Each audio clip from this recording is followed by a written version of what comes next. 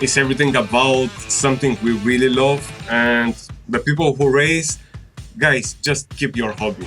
Keep your hobby alive, because that's going to save your life.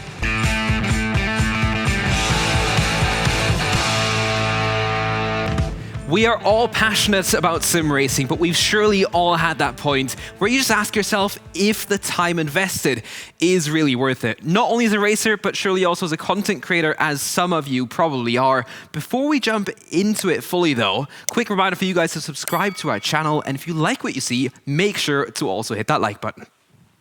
Getting into the rig and improving your times, racing against others online, or even making it to offline events. The reasons for all of this, and the thing that unites us, no matter the title and platform, is the passion and love for racing. And to discuss if this huge amount of time we spend to improve is really worth it, we will have a talk with Race Beyond Matter in a minute. First up, let's take a look at some of the obstacles we face and how much time really goes into what we love doing most. Getting into sim racing is always a daunting task. It costs a lot of money, something we and pretty much everyone else have already talked about at length. Though to improve, you don't only have to invest money, but also time. Learning the ins and outs of the track you're focusing on. Having the right setup for the weather and track conditions. Knowing when to risk an overtake or stay safe and wait for your chance. Once you've got all of this down, you have to adapt to a new track and start all over again. Not from zero, as you've already got a good chunk of knowledge, but each track nonetheless still needs to be learned. To speed up the process, many rely on the help of YouTube creators.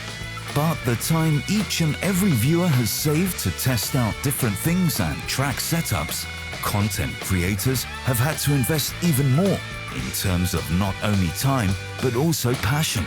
And even with help, it still takes a ton of effort. But the end result and the journey to get to the reward at the end of it is still more than worth it. Now we're going to have a chat with the man who probably has one of the highest production values in his videos across the entire sim racing scene. Welcome, Steliyan, aka Race Beyond Matter. Welcome to the show. And for the uninitiated, give me a little bit of a summary of what you do on your channel. Well, first, thank you very much, guys, and thank you for that nice introduction. What I'm doing? Okay, that is very deep question, actually. About 2 years ago, I was finding myself spending a lot of time trying to help people all around the world. And then I found myself repeating the same things every day. So I decided to make a channel. Maybe I can put everything I know, everything I built over the years.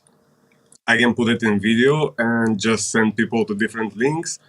But then I just got the bug with YouTube, and I fell really in love with that production, video production, and start learning everything. And yeah, actually, I just try to share my passion with everybody else out there. Yeah, so you basically started a hobby about your own hobby, which of course sim racing is a hobby for the most of us as well. What is kind of the main drive that keeps you going? For one part, of course, as a racer and as a sim racer, but also then creating more content. What drives me is really the passion I have for the racing. And I really want to show that a hobby for a man can really save his life, because we, the human being, we are working with that hormone, the dopamine hormone, and everything is about that spike to get that happiness. And I found myself over the years finding so many difficulties in life, and every time I just grabbed my love for my hobby, and that was what pushing me through all the biggest problems I ever had in my life. So yeah, I just want to bring that awareness to people out there to not give up. If they have a love and passion for something, they have to keep it, because it's so important in life.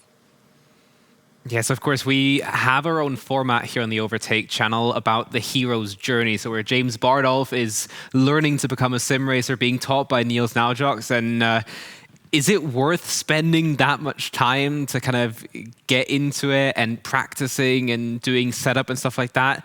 Or is it more about just the casual part in it, just kind of jumping into the sim and going for a little race?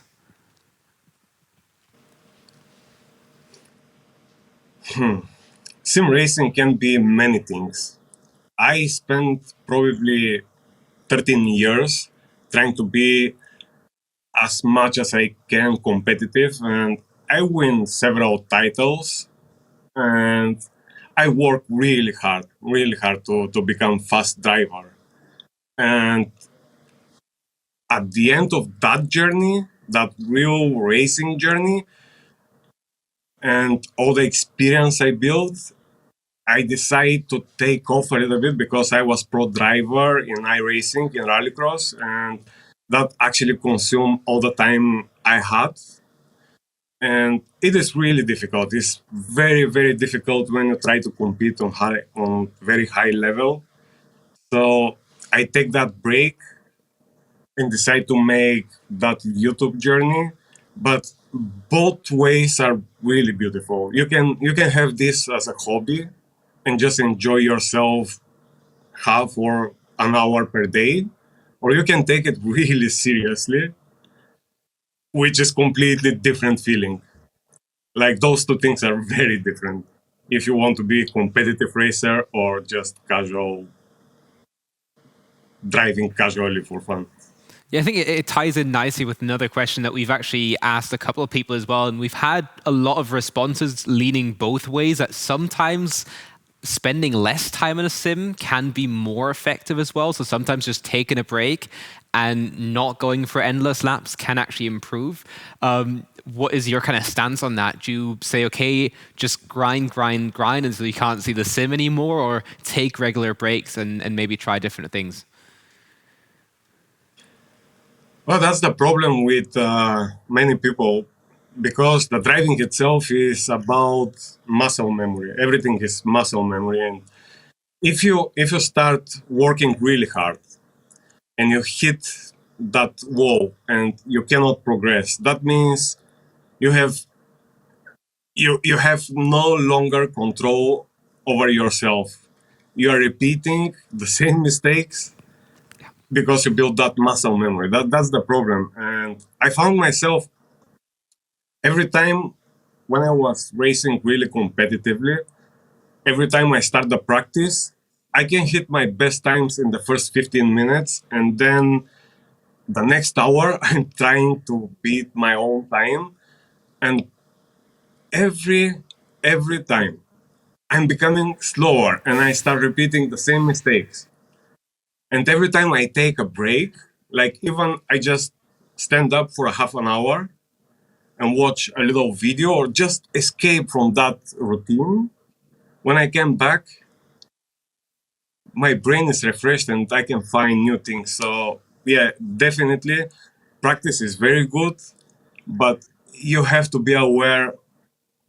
And if you see you are starting, and when you start repeating your mistakes, you have to stop.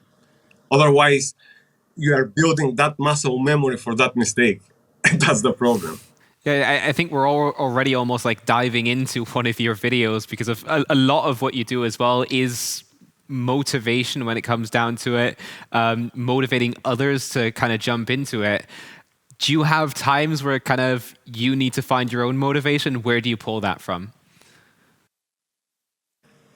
Right now, my motivation is actually all the comments I read because, you know, sometimes we have something in our mind, but we need that confirmation. And every time I read those comments, those beautiful comments in my videos, is my biggest motivation. I can feel the passion from the other side, and that is what I really need, honestly. That keeps me really alive. It's great to hear. One more question, just kind of thinking of course, you being a racer at heart as well, but also now being a content creator for the past years. How is kind of your time spent now? Like, how much is content creation and how much do you focus on just racing and racing for fun maybe at times as well? Actually, I'm creating only content. There is no time for racing, and that's the other problem with me because I'm very competitive person, very competitive. And if I start racing, I will give up on the content. That is the problem. So I had enough of competitive racing. Probably more than 13 years real competitive racing, and right now I'm driving for fun, and actually I'm shooting those onboards when I'm driving for fun, and my brain is just busy with how can I how can I bring my message out there and make people, try to think and try to keep that passion for the hobby they love. Yeah, I think especially in a lot of the people from our community as well, appreciate your content and love to see it and are looking forward to a bunch more videos. Is there anything coming up that you want to plug before we end it? Well, just as you know, we do what we love. Right now, you're creating content. I'm creating that content. It's everything about something we really love. And the people who race, guys, just keep your hobby. Keep your hobby alive because that's going to save your life. All right. So, of course, thanks for taking your time and hope to see you again soon. Thanks to be with you guys. Thank you very much. That's it already for today's Nitro Nights show. As always, I really hope you enjoyed watching. If you have any feedback, just let us know down in the comments below. As always, don't forget to check out overtake.gg for more amazing sim racing content. I'll see you next time. Until then, stay safe and buckle up.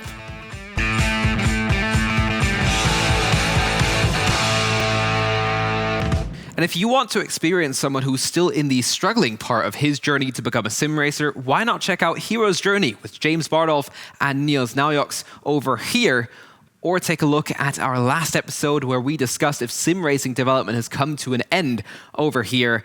Enjoy watching and see you next time.